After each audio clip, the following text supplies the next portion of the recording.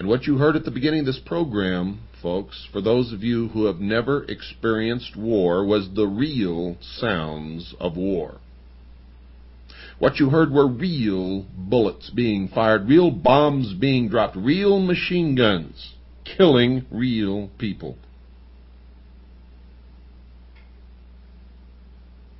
And taps at the end was a real bugle blowing real taps over real graves of real fallen men who were buried in Arlington National Cemetery. You see, many people have already died protecting what many of you are giving up. I, for one, will not. When they come for me, there will be another battle. I will not give up. And I don't care who wins or loses, because at the end of my battle, it will be just the beginning of yours. Do you understand what I'm telling you? You see, my whole purpose is to wake enough people so that no battles ever have to be fought, but we're already behind because 2 have already been fought, and more, I guarantee you, are on the way. Guaranteed, folks. Guaranteed. Because the more we allow them to get away with, the more they will attempt. I don't want a civil war in this country. I want to stop it before it even has a chance to start, and the only way to do that is wake up America.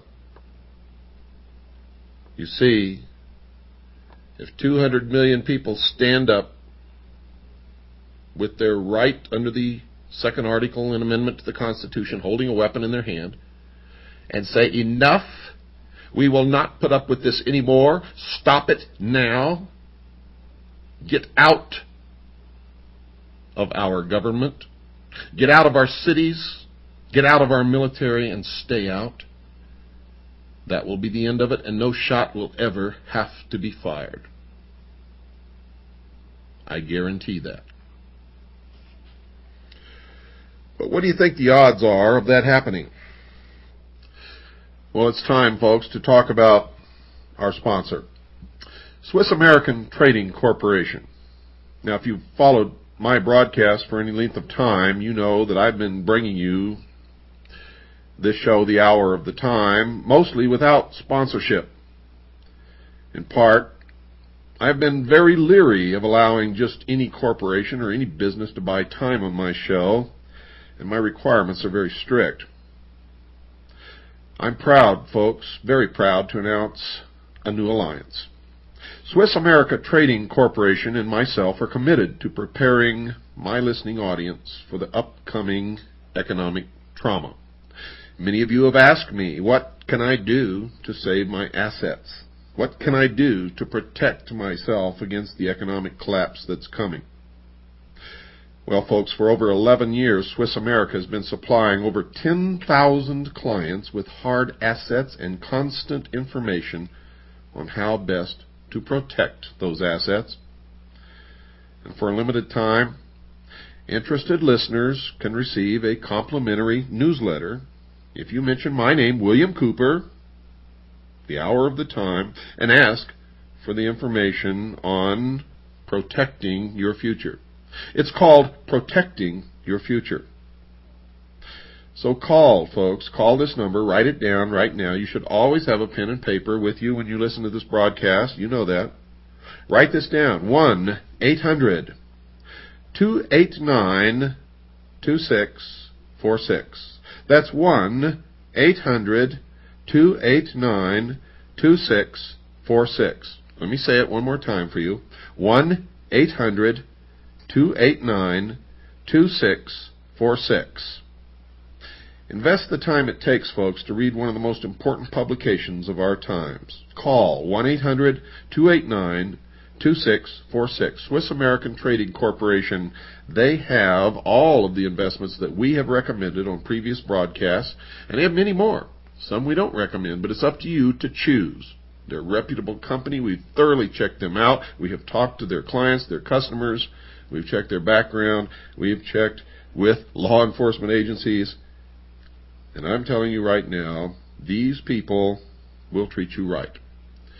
If they don't, you call me and let me know immediately. Now, this is the 16th hour of our series on Mystery Babylon. Many of you have already made the necessary connections. You know what's happening, and you know who's bringing it about, and you know why. Some of you still do not. So we will continue. Manly P. Hall wrote this, quote, "The Serpent Kings," and notice that Mr. Hall capitalized the two words as one would do for a deity or for royalty when he wrote this, "reigned over the earth." The Serpent Kings reigned over the earth. It was these Serpent Kings who founded the mystery schools, which later appeared as the Egyptian and Brahmin mysteries. The serpent was their symbol. They were the true sons of light, and from them have descended a long line of adepts and initiates duly tried and proven according to the law, unquote. And the proper term is not Freemason, it's Freemason. It comes from the French, from the Knights Templar, and it literally means the sons of light. Another writer, Wilfred Gregson, informed his readers why Mr. Hall capitalized the two words Serpent Kings when he wrote, quote, "One symbol of great prominence throughout all ancient civilizations is the snake, or serpent, where it has symbolized divine wisdom," unquote. So Mr. Hall had reason to capitalize the words because he had discovered that the serpent represented divinity. Notice also, folks, that Mr. Gregson, even though he chose not to capitalize the word serpent, confirmed that Mr. Hall's use of the capital letter was correct when he stated that there was a connection between divine wisdom and the serpent. Mr. Hall, a 33rd degree Mason, made the same connection in these comments. Quote, "The serpent is true to the principles of wisdom, for it tempts man to the knowledge of himself," unquote. A serpent is often used by the ancients to symbolize wisdom. The symbol of the serpent has another concealed truth, according to Kenneth Mackenzie, for he identified that truth in this quote when he described a brazen serpent. Quote, "It was a type of mediator and a promise of redemption," unquote. The word brazen, folks, is defined as bold or impudent, and impudent is defined as shamelessly bold or disrespectful. Now you will remember that Lucifer was an anointed cherub in heaven who fell because he sought godly power. The story is covered in Isaiah chapter 14, verses 12 through 14 of the Old Testament. Look it up. It says this, quote, "How art thou fallen from heaven, O Lucifer, son of the morning? How art thou cut down to the ground? For thou hast said in thine heart, I will ascend into heaven, I will exalt my throne above the stars of God, I will be like the Most High," unquote. Therefore it can be safely said that Lucifer would be considered to be shamelessly bold and, of course, disrespectful. It appears that the brazen serpent could be Lucifer. Another author, John Anthony West, wrote a book entitled Serpent in the Sky, in which he also connected the serpent with wisdom, and he wrote this, quote, "The serpent represents intellect, the faculty by which man discriminates. There is a higher and a lower intellect.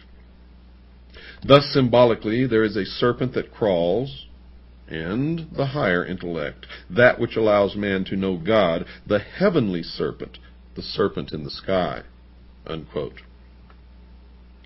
The somewhat veiled worship of this serpent in the sky inside the Masonic lodges was alluded to by another Masonic writer, Kenneth Mackenzie. For in his book entitled The Royal Masonic